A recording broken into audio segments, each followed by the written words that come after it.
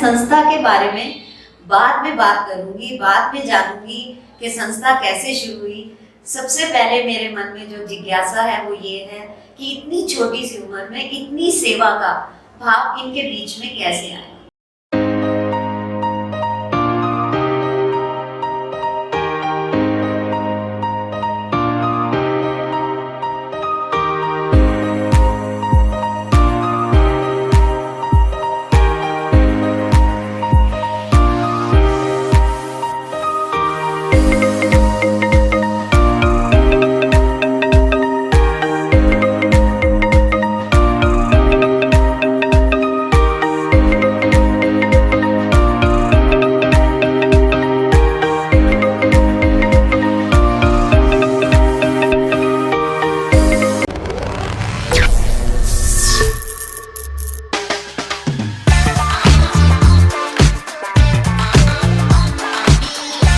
नमस्कार, राधे राधे।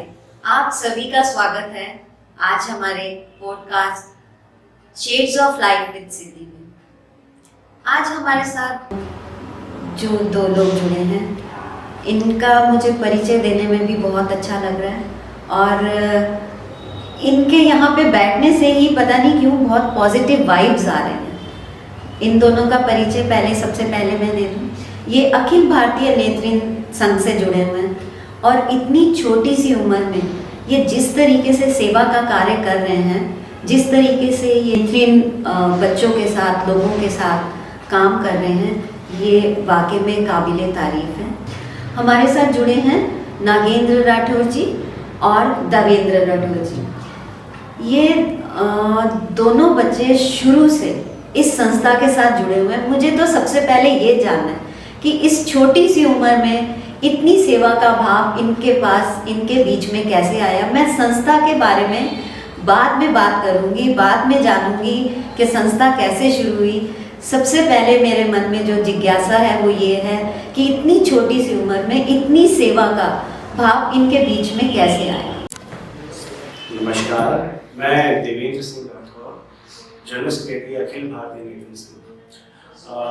ये मेरे बड़े भाई हैं नागेंद्र जी और ये जॉइंट सेक्रेटरी हैं। हम दोनों भाई मिलकर ही इस संस्था को रन कर रहे हैं। हमारा जो इस संस्था से नाता रहा है, बिल्कुल हमारा जन्म ही इसी संस्था में हुआ, आप कह सकते हैं, क्योंकि हमारा घर भी उसी प्रांगण में है।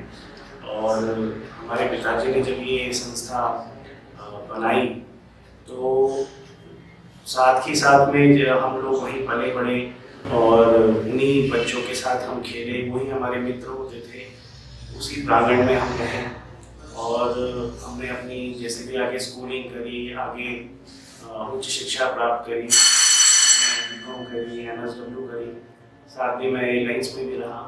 तो कहीं ना कहीं एक जुड़ाव संस्था के साथ हमारा हमेशा बना हुआ रहता था।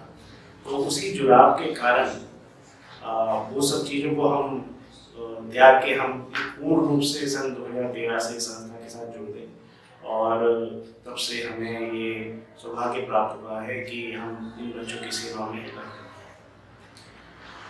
इस संस्था का शुरू से सेवा में होना ये एक गॉड गिफ्टेड है हमारे लिए। ये कि ऐसा है कि मतलब बचपन से ही हमने जब पिताजी को देखा कि वो बचपन से ही इतने सेवा भाव में लगे हुए हैं और वो हमें भी अपने साथ लगाते थे, वो बचपन से हमें सिखाते थे और मतलब इतना इमोशनली हम लोग अटैच हैं इस संस्था से कि हमारे जो वहाँ के जो बच्चे थे, उस वक्त के जो स्टूडेंट्स थे, वही हमारे दोस्त थे, हम उन्हीं के साथ खेलते थे। तो शुरू से ही जुड़ाव रहा है। और पिताजी को जब हमने देखा कि नेत्रहीन, वो भी स्वयं भी नेत्रहीन थे, नेत्रहीन स्कूल में उन्होंने पढ़ाई करी थी अपनी, उसके बाद वहाँ उनकी गवर्नमेंट जॉब थी, लेकिन उनका एक सपना था कि मैं एक अपनी ऐसी संस्था खोलूँ जहाँ पर जो मैंने चीज़ें फेस करी है नेत्रहीन होकर, समाज से, पढ़ाई को लेकर जो भी, तो मैं अपनी ऐसी संस्था खोलूँ कि आने वाले जो जनरेशन है, नेत्रहीन समाज है, उनको वो तकलीफें ना झेलनी पड़े।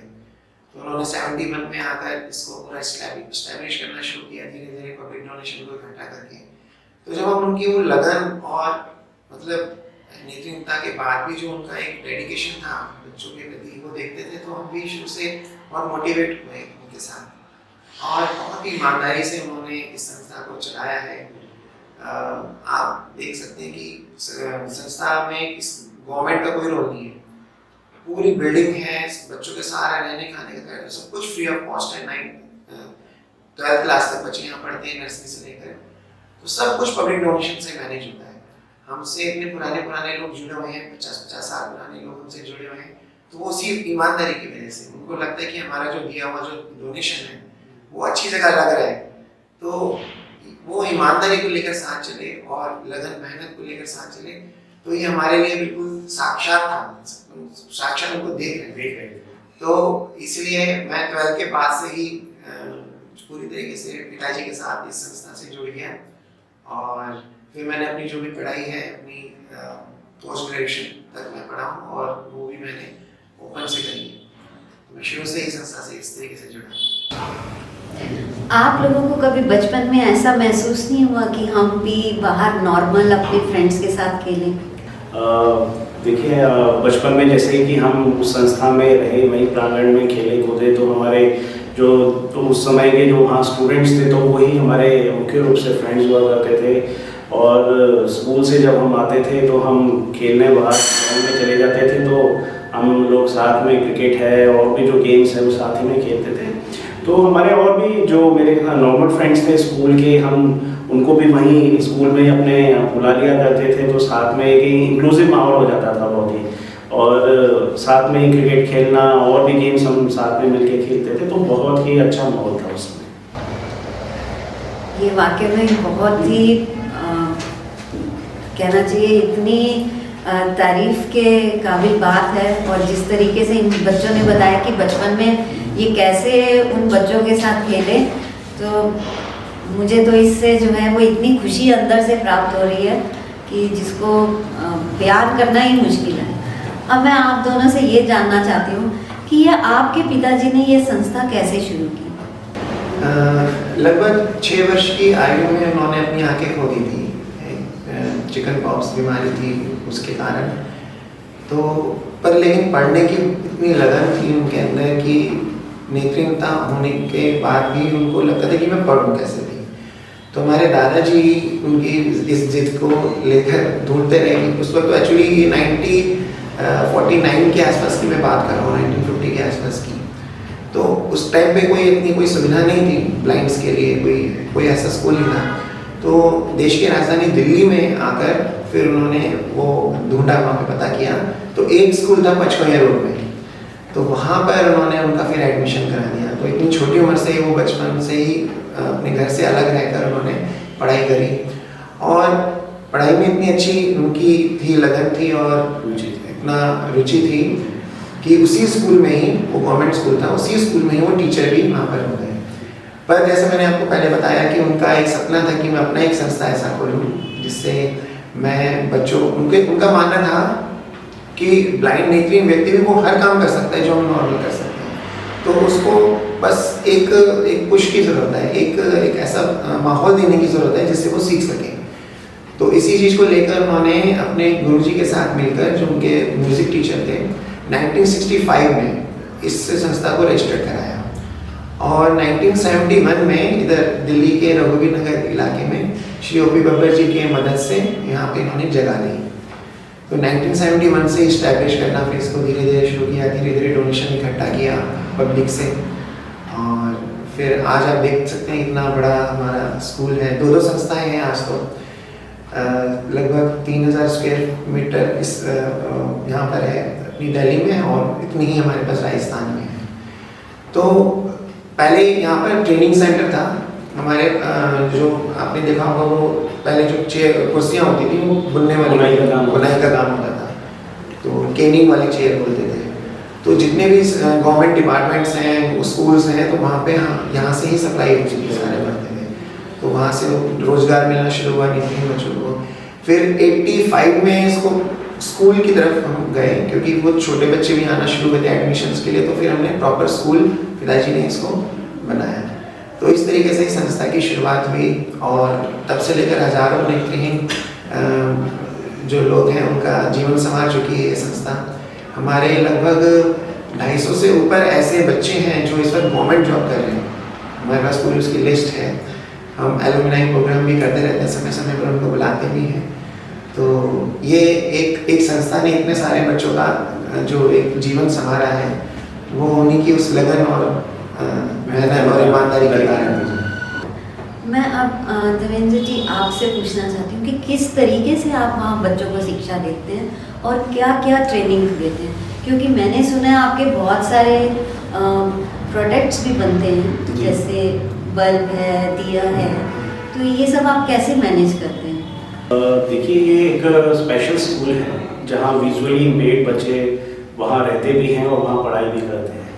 तो इनके लिए स्पेशल ही एक लिपि है जिसको हम बताते हैं ब्रेल लिपि, जिसको बोला जाता है। उसी के माध्यम से वहाँ पढ़ाई की जाती है। तो जो भी इनके जो टीचिंग एड्स हैं वो भी उसी प्रकार के अलग अलग उसमें जो मददगार हैं उस लिपि को पढ़ाने के लिए, तो उसी प्रकार के टीचिंग एड्स होते हैं। टीचर भी special RCI registered special educators उनके लिए होते हैं। तो एक इंटीग्रेटेड और इंक्लूसिव एजुकेशन बच्चों को मिले, तो उसी आधार पर ही इस स्कूल को ऐसे डेवलप किया गया है। और साथ ही एकेडमिक में नर्सरी से लेकर 12th तक की regular CBSE NCERT pattern board पर ही हमारा सिलेबस रहता है, और बस स्क्रिप्ट हमारी ब्रेल लिपि होती है। और साथ ही वोकेशनल ट्रेनिंग दी जाती है बच्चों को, जिसमें उनको कैंडल्स बनाना, धूप अगरबत्ती बनाना। इसके साथ ही नई जो हमने ट्रेनिंग उसमें शुरू करी है, इसमें LED लाइट्स की असेंबलिंग है, पेपर प्लेट मेकिंग है, और साथ में एडवांस ट्रेनिंग जो हम उनको दे रहे हैं वो स्पेशलाइजेशन कोर्स दे रहे हैं NIIT की तरफ से, हमारा जो संस्था को एफिलिएटेड करवाया गया है। तो उसमें हम उनको बेसिक और एडवांस कंप्यूटर शिक्षा दे रहे हैं। तो उसके सर्टिफिकेट से उनको आगे उनकी एम्प्लॉयमेंट में बहुत हेल्प होती है। और एक नई से नई टेक्नोलॉजी जो ब्लाइंड फील्ड में यूज़ हो सकती है, जिससे उनका आगे करियर को लेकर, उनकी जॉब्स को लेकर जो नई चीज़ें डेवलप हो रही हैं, उन सभी चीज़ों को अलग अलग इक्विपमेंट्स का हम यूज़ करते हैं, जिसमें ब्रेल एम्बोसर्स होते हैं, स्मार्टफोन डिवाइसेस होते हैं, वो नए नए उनके सॉफ्टवेयर्स होते हैं, नए नए गैजेट्स होते हैं, तो डेजी प्लेयर्स होते हैं, तो वो उन बच्चों को प्रोवाइड किए जाते हैं। तो उनकी हेल्प से वो एक रिकॉर्डिंग डिवाइसेस होते हैं जिसमें लेसन प्लान को अपना रिकॉर्ड करके बार बार सुन सकते हैं। तो इसी तरह उनके हेल्पफुल के जो डिवाइसेस हैं वो उनको प्रोवाइड कराए जाते हैं। उनकी मदद से वो आसानी से अपने जो एजुकेशन है उसको प्राप्त करें। तो कि इस एकेडमिक एजुकेशन के साथ साथ जो पिताजी का जो सपना था वो वोकेशनल ट्रेनिंग का भी था साथ में। तो इसी के लिए फिर जैसे बताया कि हम LED लाइट्स को असेंबल करना और अपना कैंडल्स, तो हमारा बहुत अच्छा सेल होता है दिवाली पर। बच्चों के बनाए हुए फैंसी कैंडल्स, दिए, धूप अगरबत्ती और दिवाली की बहुत सारी डेकोरेटिव आइटम हैं, तो वो सेल आउट भी होती है यहाँ पे। और तो हम शुरू से बच्चों का एक पीरियड होता है जिसमें वो सारी चीज़ें उनको सिखाई जाती है, क्योंकि आप देख सकते हैं कि हर किसी के लिए जॉब अवेलेबल नहीं है। ब्लाइंड्स के लिए तो बहुत ज़्यादा उनको फेस करना पड़ता है। तो ये ऐसी पढ़ाई उनको दी जाए जो उनके जीवन भर काम आ सके, उनके रोजगार के अवसर उनके पैदा कर सके। तो इस पर हमारा बहुत अच्छा फोकस होता है। यही सोचकर इसको और विस्तार से आगे बढ़ाने के लिए ही हमने अपनी राजस्थान में इसकी ब्रांच हमने बनाई है, जहाँ पर हम बिल्कुल प्रोफेशनल तरीके से इस चीज़ को और आगे बढ़ाएंगे, ताकि बच्चे अपने 12th के बाद ग्रेजुएशन के दौरान वो अपना पढ़ाई भी करते रहे और उनकी अर्निंग का भी एक सोर्स जनरेट हो जाए। तो ये बहुत एक बड़ा इनिशिएटिव हमने लास्ट ईयर से शुरू किया है। लास्ट ईयर से वो फुली राजस्थान का जो है उसमें 35 अराउंड बच्चे हैं इस वक्त जो पास आउट हो चुके हैं और पूरी तरीके से अपनी ट्रेनिंग पूरी करके गए हैं। तो ये बहुत अच्छा इनिशिएटिव है आने वाली जनरेशन के लिए, तो उनके जो इनकम और सोर्स है वो भी जनरेट हो सके। बहुत बढ़िया। ये हमारे साथ ना हमारे MRV के बच्चे भी हैं जो आपसे कुछ प्रश्न पूछना चाहते हैं, और वो ये भी जानना चाहते हैं कि वो किस तरीके से अपनी सेवा जो है वो वहाँ पर दे सकते हैं। हाँ। और कोई भी अपनी जो सेवा देना चाहता है, आप थोड़ा सा उस पर भी जरा मार्गदर्शन कीजिए, वो कैसे करता है। वैसे तो समय समय पे हमें बब्बर सर बताते रहते हैं और हमसे योगदान भी लेते रहते हैं, बट फिर भी मैं चाहूँगी कि आप गाइड करें कि कैसे ये बच्चे अपना योगदान दे सकते हैं। नमस्कार sir, my name is Smrit from class 11th। आपसे मिलके हमें बहुत अच्छा लगा। आपके स्कूल के जो बच्चे होते हैं और आपसे मिलके उनसे मिलके हमारे को बहुत अच्छा लगता है। हम आपके संस्था और स्कूल के बारे में कुछ जानना चाहते हैं। जैसे कि आपको संस्था चलाने में किस तरह की परेशानियाँ आती हैं? देखिए, दिक्कतें तो आती हैं। दिक्कतें तो एक छोटे से परिवार में भी आती हैं जहाँ सिर्फ 2 या 3 बच्चे होते हैं। यहाँ तो 150 बच्चे हैं और एक उनके जो पेरेंट्स हैं वो 6 या 7 साल की उम्र में वो हमें देकर चले जाते हैं। अब बच्चे की पूरा बचपन, उसकी पूरी टीनेज, पूरी उसकी यूथ जो है वो हमें ही देखनी है, उसको हमें पूरा तैयार करके कॉलेज तक भेजना है। तो बहुत सारी दिक्कतें होती हैं बच्चों से। अब कोई बच्चा जैसे बीमार हो जाता है तो रात को 12 बजे भी 1 बजे भी उठकर उसको हॉस्पिटल ले जाना पड़ता है। कई सारी चीज़ें होती हैं, दिक्कतें आती हैं। लेकिन जब जिस तरीके से दिक्कतों का सामना करना हमने पिताजी से सीखा है तो हम उन दिक्कतों को फेस करके भी आगे बढ़ जाते हैं, ये फ़ायदा होता है। और कुछ फाइनेंशियली भी दिक्कत आती है क्योंकि फ्री ऑफ कॉस्ट है बच्चों का सारा अकोमोडेशन, फूड और एजुकेशन सब कुछ फ्री ऑफ कॉस्ट है। तो और संस्था पूरी तरीके से पब्लिक डोनेशन पर निर्भर है, तो थोड़ी फाइनेंशियली भी हमें दिक्कतें कभी कभी होती हैं। तो इसलिए हमें CSR फंड्स की ज़रूरत होती है क्योंकि गवर्नमेंट से बहुत नाम की ग्रांट मिलती है जो हमारे टोटल डोनेशन का सिर्फ 5% भी होता है। तो बाकी 95% हमें पब्लिक डोनेशन से मैनेज करना होता है। पर ये बहुत अच्छी बात है कि हमारे से जो हमारे मेंबर्स हैं जो संस्था से जुड़े हुए हैं वो काफ़ी सालों से जुड़े हुए हैं, उन्हीं की मदद से हम चला पा रहे हैं। हाँ, तो दिक्कतें तो हैं पर उनका हम सामना करते हुए इसको आगे बढ़ा रहे हैं। और टेक्निकली भी कई चीज़ें होती हैं, जैसे बिल्डिंग को लेकर है। अभी हमारे पास बहुत सारे एडमिशन्स आते हैं पर वो जगह सीमित होने की वजह से हम सबको तो दे नहीं सकते एडमिशन्स। तो बड़ा दुख होता है कि बहुत नीडेड बच्चे आते हैं यूपी बिहार से। तो उसका कारण ये है कि हमारे संस्था के ऊपर से हाई टेंशन वायर गई है। तो हम सेकंड फ्लोर, अभी हमारा ग्राउंड फ्लोर और फर्स्ट फ्लोर बना हुआ है, तो हम सेकंड फ्लोर बना ही नहीं पा रहे इसकी वजह से, जिसकी वजह से हॉस्टल का विस्तार नहीं हो पा रहा है। तो ये बहुत बड़ी हमारे सामने अभी समस्या है। तो हाई टेंशन तार अगर हटती हैं तो हम इसको आगे और अच्छे से ग्रो कर सकते हैं, डेवलप करके और उसमें बच्चे एकोमोडेट करके और हम बच्चों का आगे इसमें उनको आगे ट्रेनिंग दे सकते हैं। हाँ, स्कूल में कुछ बच्चों की जो क्लासेस है वो हमें थोड़ी अपडेट करनी है और कई चीज़ें हैं अभी हमारे टारगेट्स में, हमारे एम में अभी काफ़ी सारी चीज़ें हैं। तो धीरे धीरे हम पूरी कोशिश कर रहे हैं कि और जल्दी से जल्दी। सबसे ज़्यादा रिक्वायरमेंट जो हमें रहती है वो फंड्स को लेकर रहती है, क्योंकि टीचर्स को सैलरी देना और स्टाफ का सारा खर्चा, क्योंकि खर्चा तो निरंतर है, बिजली का, पानी का, सारे बिल्स हमें भरने हैं और गैस का। और पब्लिक डोनेशन के रूप में लोग जो ज़्यादातर हमें मदद करते हैं वो खाने पीने की चीज़ों में हेल्प ज़्यादा करना चाहते हैं। तो अगर हम एजुकेशन के लिए मांगे और बच्चों के हॉस्टल फैसिलिटीज़ के लिए मांगे तो बहुत कम ही लोग हैं जो इसमें इंटरेस्ट रखते हैं। तो यहाँ हमें थोड़ी दिक्कत महसूस होती है। हम ये आशा करते हैं कि गवर्नमेंट इन दिक्कतों को समझे और अपने कुछ ग्रांट में कुछ हमें रिलीफ दे कि हम इन बच्चों के लिए और थोड़ा और अच्छी फैसिलिटीज़ इसमें ऐड कर सकें। और इसमें बच्चों को भी लेकर, जैसे कई बच्चे जैसे जो एक्सीडेंटली बाद में ब्लाइंड होते हैं तो वो थोड़े डिप्रेशन में चले जाते हैं क्योंकि अभी तक वो सब कुछ देख रहे थे, अचानक से एकदम दिखना बंद हुआ किसी बीमारी या एक्सीडेंट के कारण। तो उनको हैंडल करना हमारे सामने बहुत बड़ा चैलेंज होता है कि उनको पढ़ाना शुरू से, क्योंकि आपको छोटी क्लास से पढ़ाना, ब्रेल आपको शुरू से सिखानी पड़ेगी, फर्स्ट क्लास से सिखानी पड़ेगी। तो वो काफ़ी बड़ा चैलेंज होता है, उनकी बहुत काउंसलिंग करनी होती है, वो मोबिलिटी की ट्रेनिंग, उनको चलने की ट्रेनिंग, हाँ। पूरा ओरिएंटेशन देना पड़ता है किस तरह आपको चलना है, क्योंकि आपने देखा होगा वाइट केन का यूज़ करना, आपको सड़क पे किस प्रकार चलना है, उस तरह की सारी पूरी ट्रेनिंग उनको सिखाई जाती है। एक मेंटल ट्रॉमा होता है जब कुछ दिखता नहीं है। एक साइटेड आदमी जब ब्लाइंड हो जाता है तो एक मेंटल ट्रॉमा हो जाता है कि वो फिर चलने में उठने में डरता है। तो उस डर को निकाला जाता है ताकि वो पूरा मूवमेंट फ्रीली होके अपना काम कर सके। तभी फिर जब इन चीज़ों से वो आगे बढ़ेगा तभी वो एजुकेशन की तरफ जाएगा। तो 1 से 2 साल लग जाते हैं हमें बच्चों को थोड़ा चीज़ों पर काउंसलिंग करने में।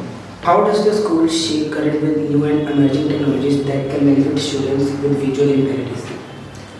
करंट टेक्नोलॉजीज़ में देखिए, जो हम अपने संस्था में, अपने स्कूल में वर्ल्ड क्लास लेवल की जो टेक्नोलॉजी है वो यूज़ कर रहे हैं। जो भी गैजेट्स नए से नए टीचिंग एड्स हम प्रोवाइड करा रहे हैं बच्चों को, वो बहुत एडवांस लेवल के हैं, जिसमें हम उनको कंप्यूटर एम्बोसर्स दे रहे हैं, उनको स्मार्टफोन्स लैपटॉप्स प्रोवाइड करा रहे हैं। उसमें स्पेशल अमेरिकन सॉफ्टवेयर जॉज हैं, NVDA है, इस तरह के सॉफ्टवेयर्स हैं। ये टॉकिंग सॉफ्टवेयर ये टॉकिंग सॉफ्टवेयर होते हैं जिनकी मदद से बच्चे इजीली कंप्यूटर को रन कर सकते हैं। कंप्लीट MS ऑफिस, जिसमें बेसिक और एडवांस लेवल वो अपना कंप्लीट करते हैं, उसका हम NIAID से एफिलिएटेड करवा के उनको पूरा सर्टिफाइड कोर्सेज हम अपने यहाँ रन कर रहे हैं। साथ ही उनके जो एकेडमिक में हेल्प के लिए हम उनको डेजी प्लेयर प्रोवाइड करा रहे हैं, जो एक रिकॉर्डिंग डिवाइस होता है, जिसकी मदद से वो क्लास में जब टीचर उनको पढ़ाता है तो वो उसको रिकॉर्ड कर लेते हैं उस लेसन को, फिर उसको बार बार उसकी मदद से उसको सुनकर और फिर अपने नोट्स बनाते हैं, और एग्ज़ाम की जो भी तैयारी है उससे बहुत इजी हो जाता है उनके लिए।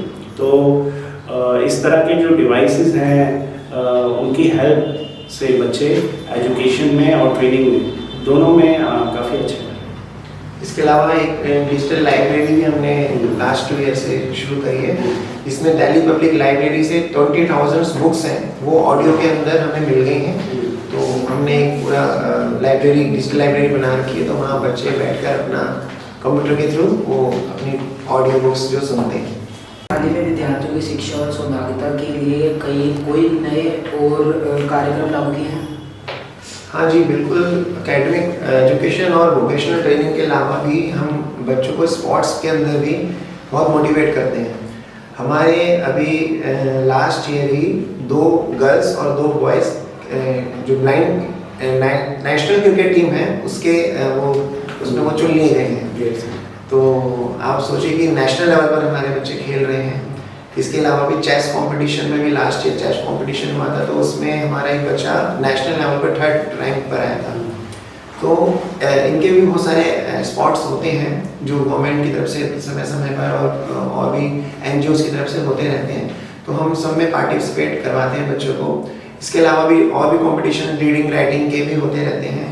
साथ ही एक हमारी नेशनल एक योगा एक्रोबेटिक योगा की टीम है, तो वो एक पहली ही देश में एक ऐसी टीम है जो जिसमें ये विजुअली इम्पेयर्ड बच्चे योगा को डांस फॉर्म में कर उसमें पिरामिड्स बनाते हैं। बहुत सारे जो TV प्रोग्राम्स हैं, इंडियाज़ गॉट टैलेंट, इंडिया बनेगा मंच, इसमें हमारे बच्चों ने पार्टिसिपेट किया है। हमें Limca India books of record में हमारी संस्था इन बच्चों का नाम दर्ज है। और योगा पहली ऐसी ब्लाइंड की टीम है जो एक्रोबैटिक योगा करती है। इसमें मैं इंडिया बुक ऑफ रिकॉर्ड्स और एशिया बुक ऑफ रिकॉर्ड्स में हमारी संस्था अखिल भारतीय नेतृत्व संघ का नाम दर्ज है। तो ये काफ़ी अच्छे, क्योंकि बच्चों के ऑल ओवर डेवलपमेंट के लिए स्पोर्ट्स बहुत ज़रूरी है। साथ ही म्यूज़िक में हमारे बच्चे बहुत ज़्यादा अच्छे हैं। म्यूज़िक में जो भी कॉम्पिटिशन्स हमारे होते हैं उसमें पार्टिसिपेट करते हैं। हमारे कुछ चुनिंदा बच्चे ऐसे हैं जिनको प्रधानमंत्री जी ने उनको अपने यहाँ इनवाइट किया, और जब अटल बिहारी वाजपेयी जी की श्रद्धांजलि सभा हुई उसमें हमारे बच्चों को बुलाया गया, और उन्होंने इस तरीके से जब अपना वहाँ हमारे बच्चों ने भजन वहाँ गाया तो प्रधानमंत्री जी पूरे मंत्रमुग्ध हो गए, और वो बिल्कुल ही उसमें हम क्या कहते हैं कि उसमें डूब गए। और उनको बहुत ही सभी वहाँ जो लोग मौजूद थे, हमारे वहाँ प्रेसिडेंट ऑफ इंडिया थी, तो कैबिनेट मिनिस्टर्स थे, तो सभी ने बहुत अच्छा उनको अप्रिशिएट किया। और इसके बाद PM मोदी सर ने हमें बच्चों को अपने PMO में बुलाया भी था, तो वहाँ पर अपनी रेजिडेंस में बुलाया था। तो ऐसे ही है, ओवरऑल डेवलपमेंट के लिए सारी चीज़ें जितना हो सकता है हम लोग पूरी संस्था पूरा ध्यान रखती है बच्चों को। नमस्कार सर, मेरा नाम माधवी शर्मा है और मैं क्लास 11th की स्टूडेंट हूँ। मैं जब भी आपके स्कूल के बच्चों से मिलती हूँ मुझे बहुत अच्छा लगता है। मैंने उनके साथ चिप्स भी खेला हुआ है और उसी विषय पर मेरे आपसे कुछ सवाल रहेंगे। तो आप 5 से 10 सालों में आपने इतने बच्चों का भविष्य किस ओर देखा? तो आगे जैसे आपको बताया अभी कि संस्था पहले से ऑलरेडी बहुत सारे कार्य कर रही है, लेकिन हमारा जो आगे का टारगेट है आने वाले सालों में वो राजस्थान हमारी जो ब्रांच है उसमें हम एक तो वोकेशनल जो हमारे जो ट्रेनिंग्स हैं उसको बिल्कुल प्रोफेशनल लेवल पर करवाएंगे ताकि बच्चों को रोज़गार भी मिले, और दूसरा वहाँ पर बच्चों को गवर्नमेंट जो एग्ज़ाम्स हैं, कॉम्पिटिटिव एग्ज़ाम्स हैं, उनकी तैयारी के लिए वहाँ पर पूरा प्रबंध कर रहे हैं। तो बच्चे वहाँ रहकर अपनी गवर्नमेंट जॉब के लिए और दूसरी और जॉब्स के लिए वहाँ पर प्रिपरेशन पूरी कराएंगे। तो ये अभी हमारे प्लान है। और हमारी जो संस्था है, जो ब्लाइंड क्रिकेट है, वो BCCI के अंडर में हम पूरी कोशिश कर रहे हैं, और भी संस्थाएं मिलकर कोशिश कर रही हैं कि BCCI ब्लाइंड क्रिकेट को भी अपने अंडर में ले लें, अडॉप्ट कर ले, ताकि जो उससे जो मैच बच्चे खेल रहे हैं उससे जो इनकम उसको जो आम प्लेयर्स को होती है, ब्लाइंड प्लेयर्स को भी हो। तो ऐसे रेलवे में हो गया कंसेशन, और भी हम हर तरीके से प्रयास कर रहे हैं कि इसमें देखिए एजुकेशन के में तो हमारी संस्था काम कर ही रही है, लेकिन हमारे जो टारगेट्स हैं आगे आने वाले वर्षों में वो एम्प्लॉयमेंट को लेकर हैं, क्योंकि ब्लाइंड फील्ड में एजुकेशन तो मिलना अब उतना मुश्किल अब नहीं है, क्योंकि अब कई स्कूल्स ऐसे बन गए हैं, लेकिन एम्प्लॉयमेंट का भी एक बहुत बड़ा इशू है। तो उसी से रिलेटेड जो है उनको हम वोकेशनल ट्रेनिंग को बढ़ावा देना है, और जैसे इनको एग्ज़ाम्स की तैयारी, कॉम्पिटिटिव गवर्नमेंट एग्ज़ाम्स की तैयारी करवाना है।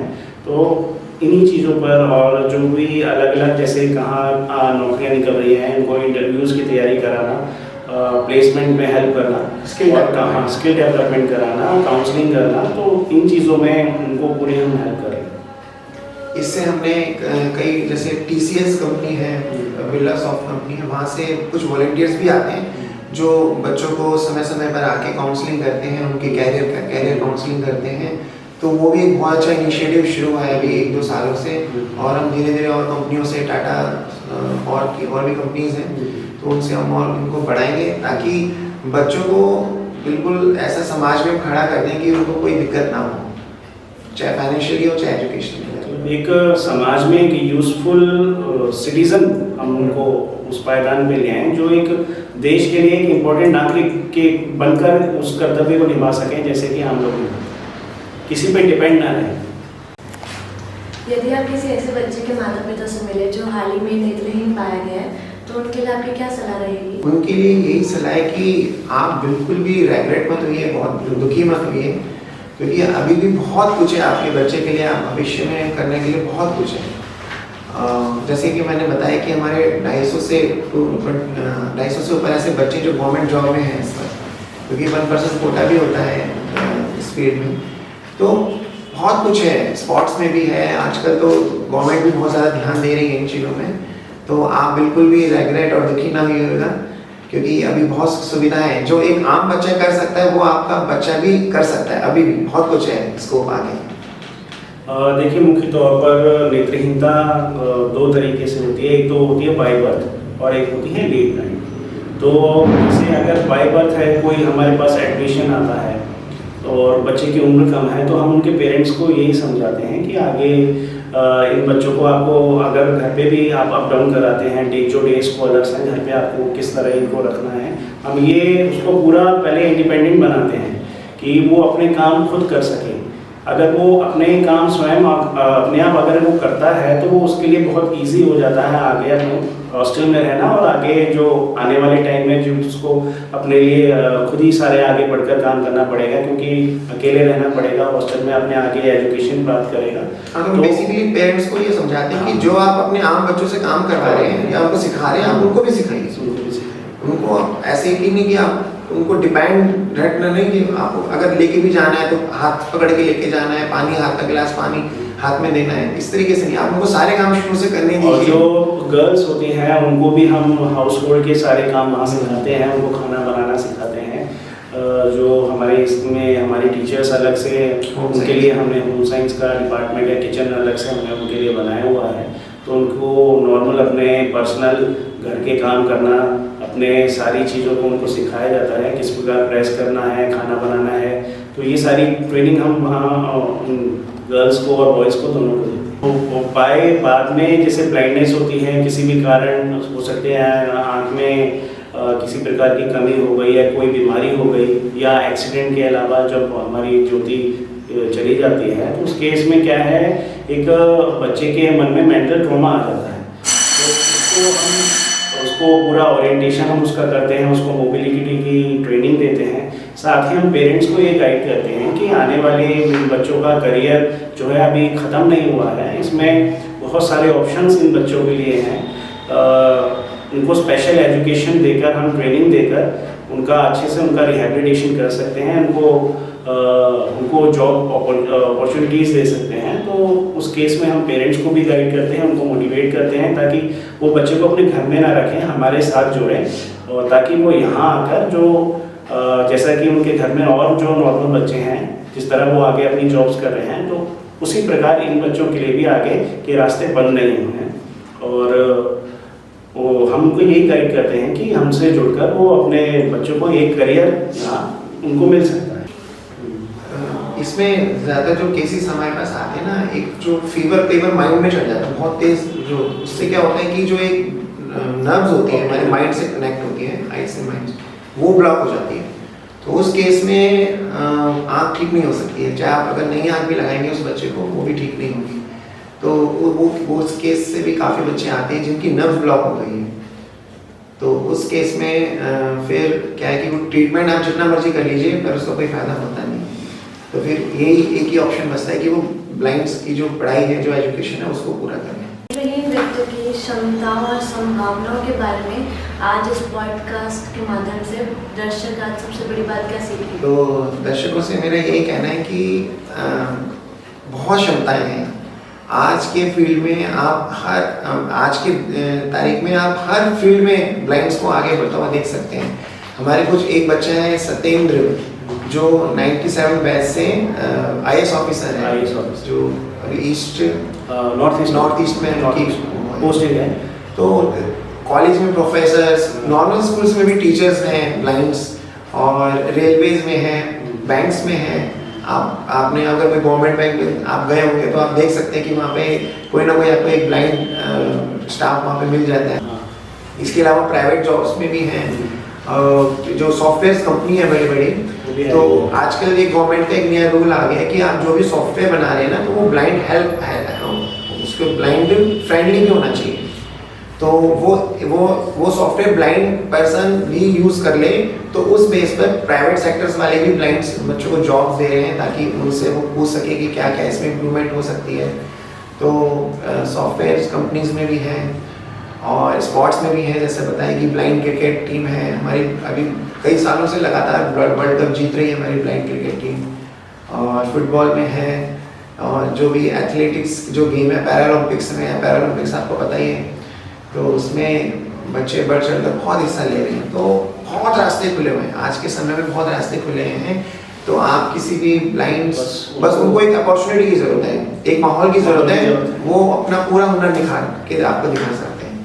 दर्शक आपके स्कूल के बारे में अधिक जानने के लिए कहाँ जा सकते हैं और वह आपके काम का समर्थन कैसे कर सकते हैं? देखिए, हमारी संस्था जो है नई दिल्ली रघुवी नगर में स्थित है। आप हमारे स्कूल में आके विजिट कर सकते हैं। हमारे जो ऑफिस में आकर जैसे जो भी हमारी रिक्वायरमेंट्स हैं, इन डोनेशन आप हमें दे सकते हैं, donation in cash, in kinds, बहुत सारे माध्यम हैं, बहुत सारी ज़रूरतें होती हैं जिनके मुताबिक आप हमें हेल्प कर सकते हैं। आप एज अ वॉलंटियर हमारे साथ बन के जुड़ सकते हैं, जिसमें आप बच्चों को उसमें बहुत सारी ज़रूरतें होती हैं बच्चों की। उनके लेसन प्लान बनाने के लिए हमें डिवाइसेस चाहिए, उसमें रिकॉर्डिंग की आवश्यकता होती है। उनको एक एग्ज़ाम देने के लिए उनको राइटर की ज़रूरत होती है। उनको पढ़ाने के लिए उनको जो अपना अलग से होमवर्क है या उनको लेसन प्लान है, उसमें 10th के भी और बोर्ड के भी बच्चे होते हैं, उसमें भी आप उनको आकर पढ़ा सकते हैं। और हमारी जैसे 2 संस्थाएं हैं, एक दिल्ली में और राजस्थान में। तो राजस्थान बहरोड में स्थित है हमारी संस्था, वहाँ भी हमें अभी आवश्यकता है फंड्स की। उनको आप मील स्पॉन्सर कर सकते हैं, हमारे साथ जुड़कर मंथली मेंबर बन सकते हैं। हमारे साथ स्पॉन्सरशिप का प्रोग्राम आप ले सकते हैं, जो उनकी एजुकेशन और उनके जो भी हॉस्टल के खर्चे होते हैं उसमें आप मदद कर सकते हैं। तो बहुत सारे माध्यम हैं जिसके साथ हम जुड़ सकते हैं। आप हमारे साथ मतलब मिलके कुछ प्रोग्राम, कुछ फंड रेजिंग का ऐसे प्रोग्राम आप कर सकते हैं। अगर आप किसी कंपनी में उससे जुड़कर हमारे लिए CSR फंड में हेल्प कर सकते हैं। तो अनेक तरीके हैं। बेसिकली आप ढूंढ सकते हैं हमें इंटरनेट पर, अखिल भारतीय नेत्रहीन संघ। इसमें हमारा सारा गूगल पेज आ जाता है, उसमें लोकेशन और ईमेल आईडी, वेबसाइट वगैरह सब कुछ है, फ़ोन नंबर्स भी हैं। तो आप अखिल भारतीय नेत्रहीन संघ जैसे गूगल पे टाइप करेंगे तो सारा कुछ आ जाएगा। और abnsindia.in हमारी वेबसाइट है, आप वहाँ से जाकर भी संस्था के बारे में सारी इंफॉर्मेशन ले सकते हैं। और जो भी डोनेशन है वो ATG में हम रजिस्टर्ड हैं, तो ATG में के तहत आपको बेनिफिट इनकम टैक्स में रिबेट मिल जाती है। और इसके अलावा आप, सबसे अच्छा तो है कि आप एक बार विजिट कीजिए, आप आइए, देखिए बच्चे कैसे, बच्चों की एक्टिविटीज़ हैं, बच्चे कैसे पढ़ाई कर रहे हैं, कैसे सारे अपने काम कर रहे हैं। तो एक बार आप विजिट कीजिए, ज़रूर आइए। और यही आशा है, क्योंकि सब कुछ पब्लिक डोनेशन से ही मैनेज होता है, आप लोगों से ही सब मैनेज होता है, तो इसलिए हमारी आशा है कि आप एक बार विजिट कीजिए हमारे पेज को, हमारी संस्था को। धन्यवाद। आप दोनों का बहुत बहुत धन्यवाद कि आप यहाँ आए और आपने इतना अच्छा, मैं तो ये कहूँगी, मार्गदर्शन दिया बच्चों को कि वो आपकी संस्था क्या कर रही है। हम ज़रूर संस्था के बारे में जानते थे, संस्था से जुड़े हुए थे, लेकिन इस तरीके से आप इतनी मेहनत से काम करा रहे हैं, ये आज हमें जानने को मिला। तो आपका बहुत बहुत धन्यवाद आपका यहाँ आने का। इसी के साथ ही आपने मैम हमें बुलाया, इसके साथ बहुत बहुत धन्यवाद। बहुत अच्छा लगा। बहुत अच्छा लगा। ये बहुत अच्छा है कि लोगों को जागरूकता मिले, इसके माध्यम से हम अपनी संस्था को जागरूक कर पाएंगे और ज़्यादा से ज़्यादा लोगों से जुड़ पाएंगे। बच्चों को कैसे हेल्प हो सकती है, बच्चों के लिए आगे क्या कैरियर में उनके लिए संभावनाएं हैं, तो वो सब समाज को पता चले। तो इससे ये बहुत अच्छा इनिशिएटिव आपने लिया है, इसके हम तहे दिल से आपके आभारी हैं। बहुत बहुत धन्यवाद।